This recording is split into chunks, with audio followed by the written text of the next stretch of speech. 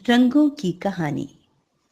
عجیب بات تھی، پہلے وہ لڑکی خود ہی شوق سے کانچ کی چوڑیوں سے اپنی کلائی بھر لیتی، پھر رات کی تاریکی میں اپنے ہی ہاتھوں سے انہیں توڑ ڈالتی۔ اس کی گوری کلائی پہ ٹوٹتی چوڑیاں اپنا نشان چھوڑ جاتی۔ اسے ان نشانات سے بہت پیار تھا۔ اگر کسی دن وہ کلائی پہ کوئی نشان نہ دیکھتی تو پریشان ہو جاتی، پھر وہ نئی چوڑیاں پہنتی اور توڑ دیتی۔ ممکن ہے اسے ٹوٹی چوڑیاں جمع کرنے کی عادت رہی ہو۔ وہ نہیں جانتی تھی کہ اسے یہ عادت کب سے ہوئی۔ ممکن ہے ٹوٹی چوڑیوں کو جمع کرنا اس کا مشغلہ ہو، جس طرح بچے ٹکٹی جمع کرتے ہیں یا پھر تتلیاں، یا جیسے دیس دیس کے سکے جمع کیے جاتے ہیں۔ اس لڑکی کی کلائیوں نے ہر رنگ کا ذائقہ چکھا تھا اور سب کے ساتھ رہنے کے وعدے بھی کیے تھے، مگر ہاتھوں کی دیوار ہر رات وہ پکے وعدے توڑ دیتی۔ وہ بے بس ہو جاتی تھی۔ یادیں اور زخم اس کی جھولی میں ڈال کر چوڑیاں جدا ہو جانے پہ مجبور ہو جاتی۔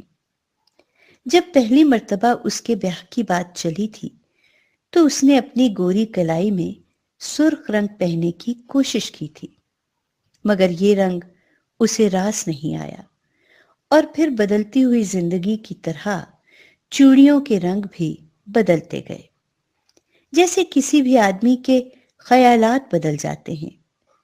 جب سرد دوپہروں نے اس کے چہرے کو اداس اور آنکھوں میں نمی دیکھی تھی، تب اس کی کلائیوں نے بھی پت جھڑ کے موسم کا پیلا رنگ دیکھا تھا۔ بہار آئی تو اس کی کلائی میں سترنگی چوڑیاں تھیں۔ جب زندگی نے تخلیق کے انمول جذبے کو چھینا تو نیلا رنگ بھی اس سے چھن گیا۔ گیروا رنگ آیا، اسے تنہائی دے کر چلا گیا۔ لوگوں نے اسے فقر اور فکر کے رنگ میں رنگے دیکھا، مگر جلد ہی یہ سبز رنگ بھی اتر گیا۔ اس نے جانا جیسے وہ ساری عمر رنگوں کے ساتھ آنکھ مچولی کھیلتی رہی ہو اور کسی کو نہ پکڑ سکی ہو، کسی کو چھو کر دیکھ ہی نہ سکی ہو، کسی کے اندر نہ جھانک سکی ہو۔ اس نے شکست قبول کر لی اور ایک بے رنگ زندگی سے سمجھوتا کر لیا۔ اب سفید رنگ ہی اس کا دوست تھا، مگر یہ دوستی بھی کچے رنگ کی طرح جلد پھیکی پڑ گئی۔ اچانک ایک دن اسے سب رنگوں سے نفرت محسوس ہوئی، جیسے اس کی زندگی میں انہی رنگوں کی سازش اور سحر گھلا ہو۔ اپنے آپ سے وہ خوفزدہ اور سہمی رہتی۔ بتدریج وہ ان رنگوں سے ہمیشہ کے لیے روٹھ گئی۔ روٹھتے وقت شاید آخری بات اس نے جدائی اور فاصلوں کی تھی۔ پھر اس کی آواز گہری چپ میں تبدیل ہو گئی اور خاموشی سے محبت کرنے لگی۔ پراسرار خاموشی نے اسے سیاہ رنگ پہ مائل کیا۔